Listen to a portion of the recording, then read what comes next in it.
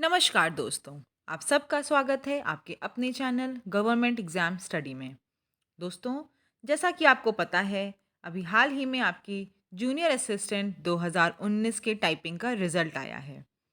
अब जैसा कि हम लोग को ये अंदाज़ा लगाया जा रहा था कि 4,500 से 5,000 बच्चे क्वालिफाई हुए होंगे, लेकिन रिजल्ट जो आया है उसमें 6,000 बच्चे क्वालिफाई किए गए हैं। अब देखिए दोस्तों, 1 डेढ़ हज़ार बच्चे अगर बढ़ गए हैं, तो उसके बाद एक्सपेक्टेड कट ऑफ क्या जा सकती है, ठीक है? अब दूसरी चीज़ ये है इस वीडियो में कि जिनके एकेडमिक में कम मार्क्स हैं, उन्हें क्या करना चाहिए? और यदि आपने टाइपिंग क्वालिफ़ाई की है, तो आपके लिए एक बहुत बड़ी गुड न्यूज़ है। वो क्या है, वो हम आपको वीडियो के अंत में बताएँगे।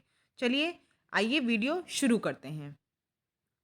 जैसा कि आपको पता है दोस्तों कि आपकी junior assistant UP triple SC द्वारा आयोजित परीक्षा थी। इसमें कुल वैकेंसी 1186 थी, जो कि अब बढ़कर 1403 हो गई है। तो देखिए दोस्तों, जब टोटल वैकेंसी आप देखेंगे 1186 के हिसाब से, तो जनरल की कैटेगरी की कितनी थी? 659, 659 वैकेंसी थी। अब लगभग 300 पोस्ट अगर आपकी बढ़ रही हैं, ठीक है? 300 250 मान लीजिए, 250 पोस्ट अगर आपकी बढ़ रही है, तो 50-60 आपकी हर कैटेगरी में बढ़ जाएगी। तो इस हिसाब से फीमेल्स की भी बढ़ जाएगी, दिव्यांगजन की भी बढ़ जाएगी, फ्रीडम फाइटर, सबकी कुछ वैकेंसी ज़रूर बढ़ जाएँगी। अगर मान लीजिए जनरल कैटेगरी पहले 659 थी, तो अब 700 हो जाती है। तो 700 में जिस हिसाब से फीमेल का 20% आपका रिज़र्वेशन होता है, तो कितनी आपकी सीट्स हो जाएँगी? 140, ठीक है? 1400 का 20% करके देख लीजिए कितना आएगा आपका? 140 लगभग वैकेंसी आपकी हो जाएगी फीमेल्स की। ऐसे ही हर कैटेगरी में, हर किसी कैटेगरी में 50-60 सीटें बढ़ जाएँगी। तो ये अच्छी चीज़ है कि 50-60 सीटें बढ़ गई हैं। आगे देखिए, आपको ऐज तो पता ही है कि 18 से 40 साल तक की इसकी ऐज थी।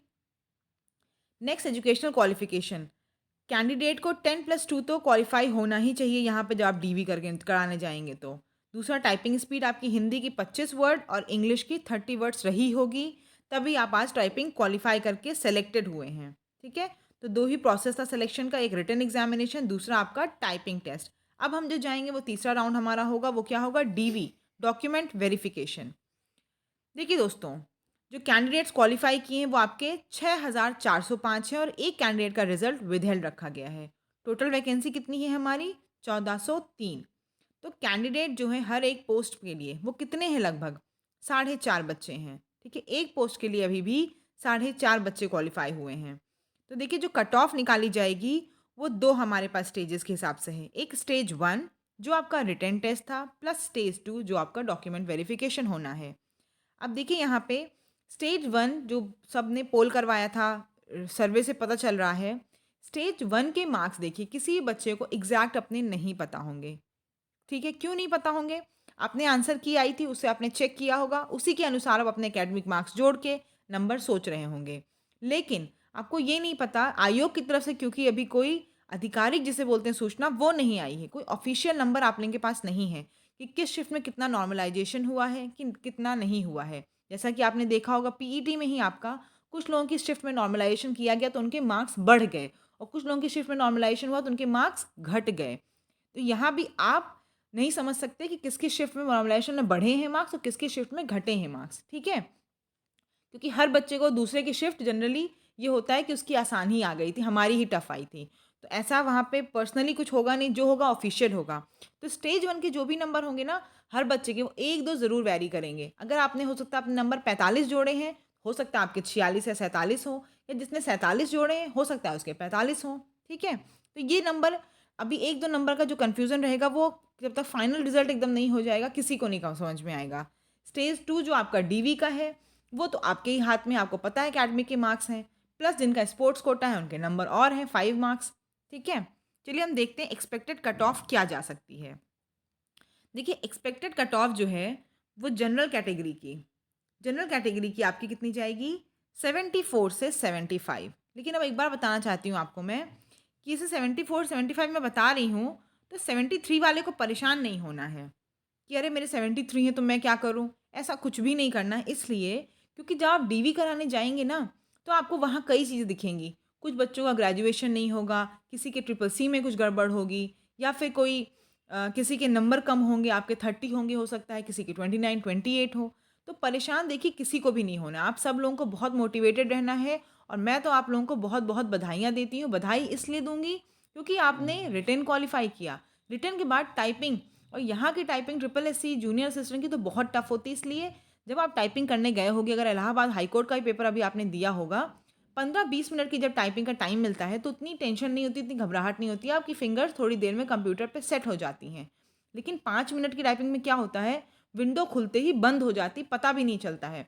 अगर आपने वहाँ टाइपिंग क्वालिफ़ाई की हुई है, तो इसका मतलब आपकी टाइपिंग, आपको कॉन्फिडेंस है अपनी टाइपिंग पे, आप टाइपिंग बहुत अच्छी कर सकते हो।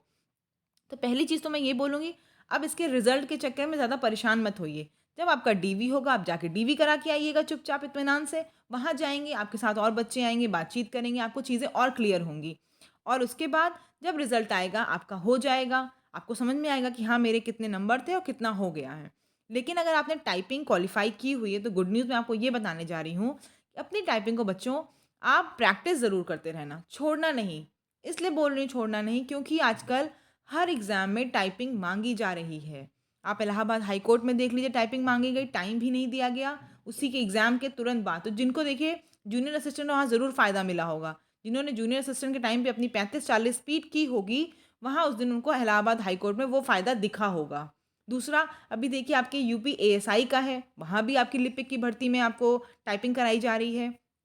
अभी आपको पीईटी के में ही लेखपाल की भर्ती तो आएगी, उसके लिए तैयारी तो आपको करनी ही है। उसके बाद आपका लेखपाल के बाद फिर जूनियर असिस्टेंट फिर से आएगा। वहाँ भी आपकी 2-2,500 वैकेंसी होगी, वहाँ पे भी फिर टाइपिंग माँगी जाएगी। अभी एक और अभी घोषणा हुई थी कि पीईटी के थ्रू, जिनके पीईटी के नंबर हैं, उसके बाद लिपिक की भर्ती, सॉरी, आपकी सरकारी एडेड जो स्कूल हैं, वहाँ पे लिपिक की भर्ती होगी। पीईटी का स्कोर होगा प्लस टाइपिंग वहाँ भी माँगी जाएगी। तो आपको करना ये है कि अपना टाइपिंग नहीं छोड़ना है। टाइपिंग आपने क्वालीफाई की, इसका मतलब आपको टाइपिंग आ चुकी है, आप कॉन्फिडेंट स्टूडेंट हो, आप अच्छे से करके आए हो टाइपिंग। तो आपको अभी टाइपिंग की प्रैक्टिस में रहना है, टच में रहना है, हिंदी इंग्लिश दोनों की। कभी कभी आपको करते रहना है, ठीक है? करते रहेंगे तो आपको भूलेगी नहीं, और जब भी आपका एग्जाम होगा, आप टाइपिंग की तो टेंशन नहीं लेंगे। जिन बच्चों को नहीं आती होगी वो टाइपिंग के लिए परेशान रहेंगे, लेकिन आप सिर्फ रिटन को परेशान रहना, रिटन अच्छे से करके जाना, टाइपिंग तो आपकी क्वालिफाइड ही रहेगी। तो ये बहुत बड़ी चीज़ मैं आपको बताना चाहती थी कि टाइपिंग अगर आपने क्वालिफाई की है, तो आप बहुत मोटिवेटेड रहो कि आपने, और दूसरी चीज़, अगर आपने 2 स्टेप क्वालीफाई कर लिया, आप डीवी में जा रहे हो, तो भी आप बहुत मोटिवेटेड रहो कि आप उतने बच्चे जो दिए थे, अपीयर हुए थे एग्ज़ाम में, उनसे आप इतने ज़्यादा आगे हो। देखिए हर एग्ज़ाम में यही होता है, जो बच्चा आईएएस की तैयारी भी करता है ना, वो प्री जब देता होगा तो बहुत खुशी मिलती है, क्योंकि कितने ढेर सारे बच्चों से आगे है, तभी वो प्री क्वालीफाई कर पा रहा है। ऐसे ही मेंस दे के अगर आप इंटरव्यू में जाते हो, तो भी आप बहुत बच्चों को पीछे करके आप आगे जा रहे हो। इंटरव्यू के बाद अगर आपका नहीं भी होता है, एटलीस्ट आपको पता है ना कि हम 2 राउंड निकाल चुके हैं, इसका मतलब मेरी कमी किस जगह पे है, मुझे उसी पे फ़ोकस करना है अब, ठीक है? तो देखिए दोस्तों, परेशान बिल्कुल नहीं होना है कट ऑफ से अपने, आपको मोटिवेटेड रहना है। अभी एग्ज़ाम्स बहुत आने वाले हैं, देखिए चुनाव आचार संहिता लागू हो जाएगी, तो आपके पास गैप भी हो जाएगा, 1 डेढ़ 2 महीने का खूब गैप। आप अच्छे से एकदम पढ़ाई करिए उसमें, कि उसके बाद जो एग्ज़ाम, जो परीक्षाएँ आपकी हों, उनमें आपको कोई रोक नहीं सके। उसका यूटिलाइज़ेशन आपको उस टाइम का खूब अच्छे से करना है। अच्छा, ईडब्ल्यूएस की 72 से 73 जाएगी, ओबीसी की भी 72 से 73 के लगभग जाएगी, एससी की 70 से 71 के लगभग, एसटी की 65 से 66, फीमेल में भी काफ़ी कंपटीशन, इसीलिए 71 से 72 कर दिया गया है। और हो सकता है कुछ कुछ लोगों के ज़्यादा नंबर भी आ रहे होंगे, तो उनका सिलेक्शन खैर होना ही है, और जिनके 70 भी होंगे लड़कियों को, उनको डीमोटिवेटेड नहीं होना है, क्योंकि आपको वहाँ जाके पता चलेगा कि कितनी गर्ल्स क्वालिफाई हुई हैं। ये तो टोटल आया है ना, कि टोटल कितने लोग क्वालिफाई हुए हैं, कि रिजर्वेशन और कैटेगरी के हिसाब से तो अलग अलग तो आया नहीं है। ये आपका सिर्फ आया है कि टोटल कितने कैंडिडेट्स क्वालिफाई किए हुए हैं।